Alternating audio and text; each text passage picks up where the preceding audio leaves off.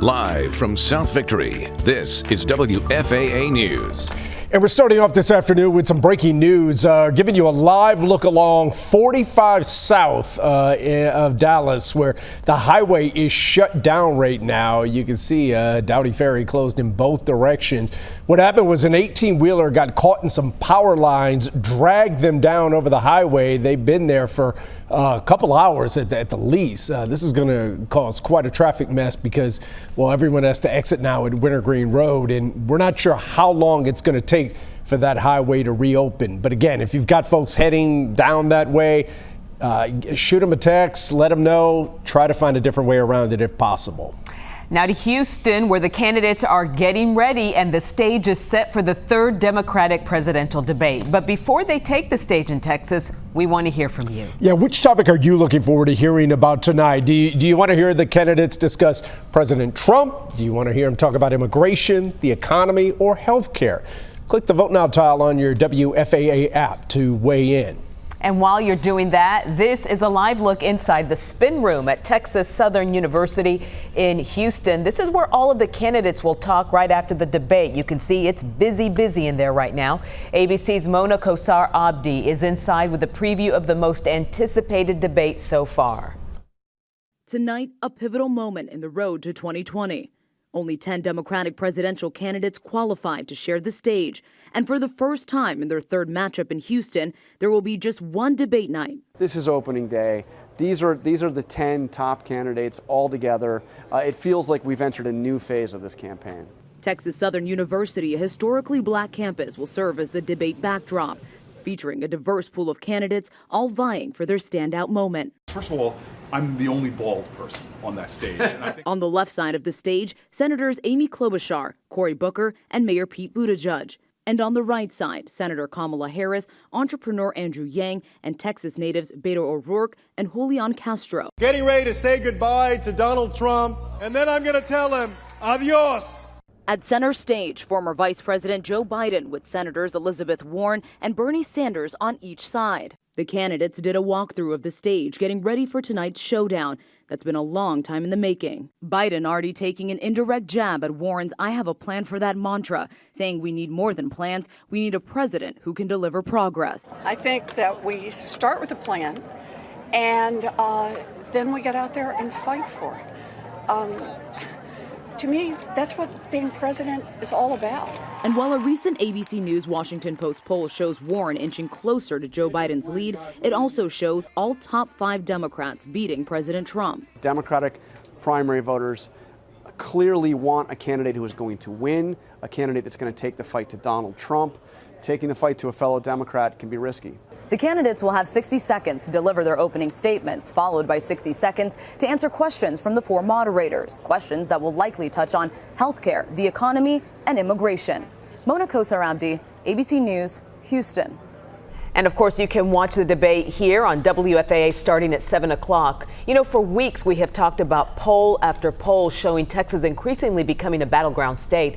And the Democratic Party is moving full speed ahead to capitalize on that. The party released its plan titled Texas Democrats Path to Victory, and it is all about increasing turnout. First, they plan to register more than 2 million unregistered Democratic voters and make sure they are signed up to vote by mail. Secondly, they have set up a new website to help you find polling location details and important information on how to vote. If you would like to read that plan, we have a link to it on our website at WFAA.com/links. And while we're looking ahead to the next election, we're still not done talking about the one in 2016. Today, federal prosecutors recommended criminal charges against the former director of the FBI. The Justice Department says Andrew McCabe made false statements to investigators who were looking into a major leak.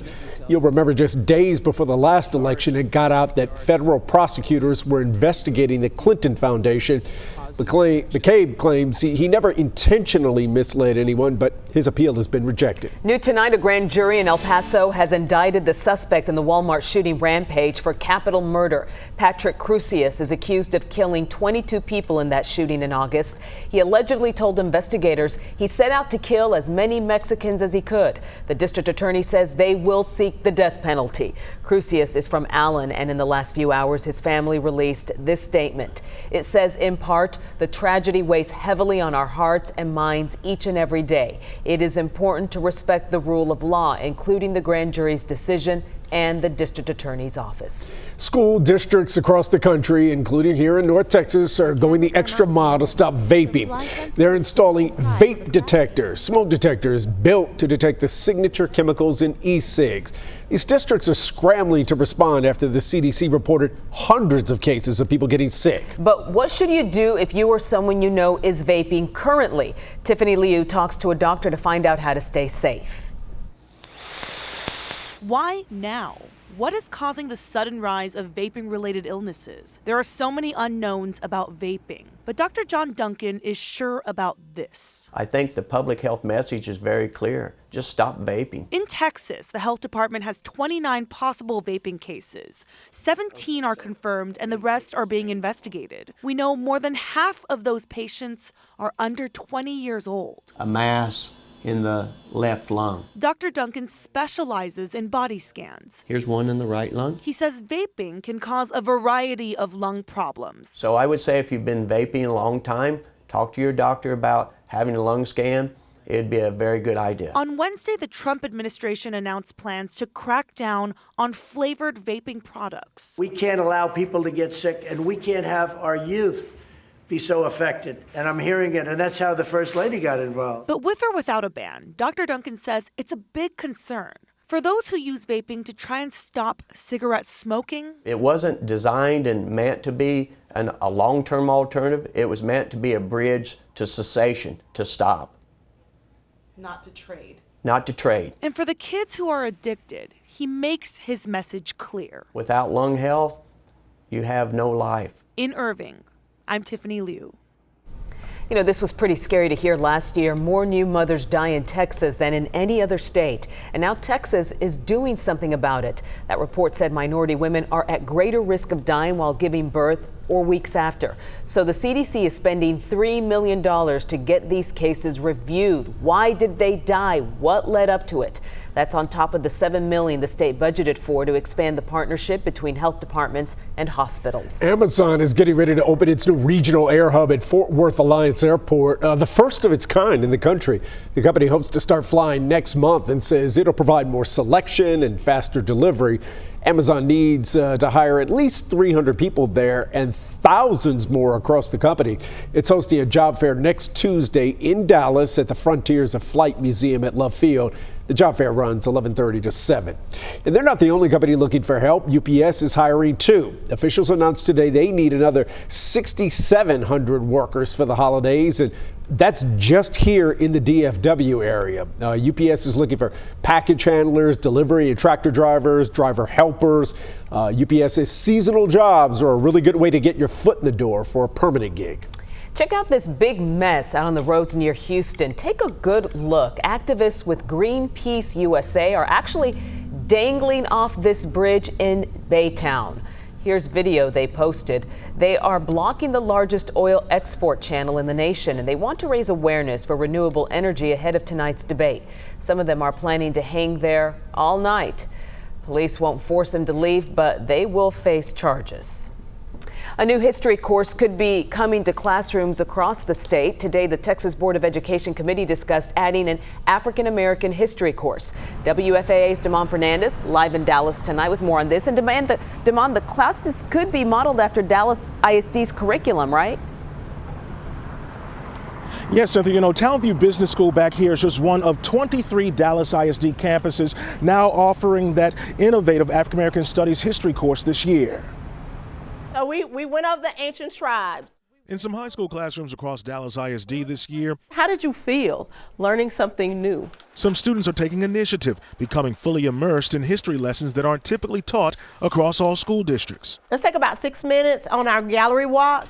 This social studies class at Townview Business School is part of an innovative African American history course being offered for the first time. We have students who are hearing about it and they're saying, hey, I want to be in that course. Leslie Williams is Deputy Chief of Dallas ISD's Racial Equity Office. He says the African American History course is being offered as an elective in 23 high schools right now. There had been a Mexican American Studies course that was approved about 2 years ago. Williams says Dallas ISD's mission was to offer course equity, so a team of local and national scholars began drafting the curriculum 1 year ago. Educators say students in the African American Studies elective are learning about math, art, sociology, music, and literacy through historical and cultural lenses. The main goal is that when students learn their history and their culture, it builds their self-esteem. Students feel better about themselves. They feel, I can.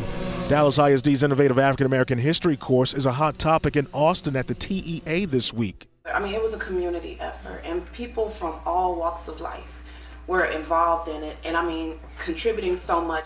As the State Board of Education's Committee on Instruction considers proposals to expand and adopt the African American history course in schools across the state of Texas. And now, students all over the state will benefit from the work that we've done. The State Board's committee plans to take the idea to the full Board of Education for discussion in November. And those discussions will include public hearings to get input from communities across the state. In Dallas, I'm Damon Fernandez. All right, thank you, Damon.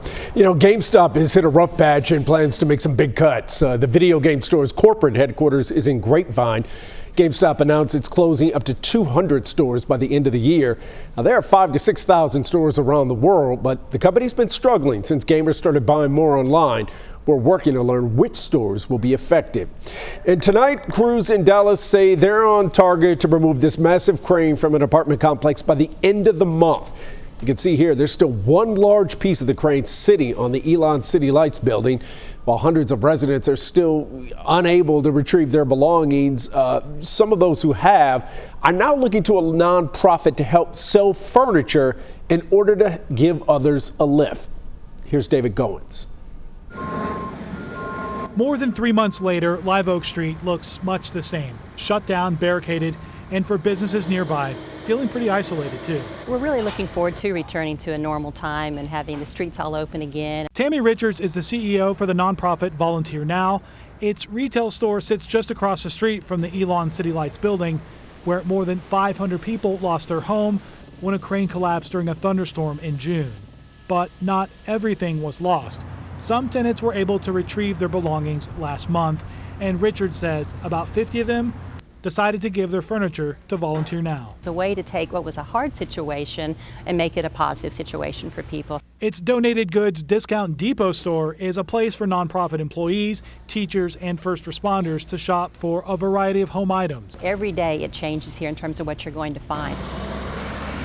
Slowly that change is coming outside too. Pieces of the crane once strewn across the roof are gone, and looking at it today, the work to remove the base of the collapsed crane is likely next. Even when it's gone, Richards doesn't want people to forget the generosity from others who lost so much themselves. I think it really talks about the heart of Dallas and the community and how we all come together. In Dallas, I'm David Goins. Well, you've seen the Blue Angels take flight, but how about the Red Arrows? Next at 5, dozens play hooky to watch the Royal British Air Force in action. Also ahead, a fertility clinic has some explaining to do. A Caucasian couple gets fertility treatment, and they end up having an Asian baby. Actually didn't believe it could be possible. And we're tracking the tropics, another disturbance likely to become our next tropical storm. We'll talk about that, plus when we could finally see some rain. It's coming up. And keep voting in our live poll. Which topic are you most looking forward to in tonight's debate? President Trump, immigration, economy, or healthcare? Just head to WFAA.com/vote now to weigh in.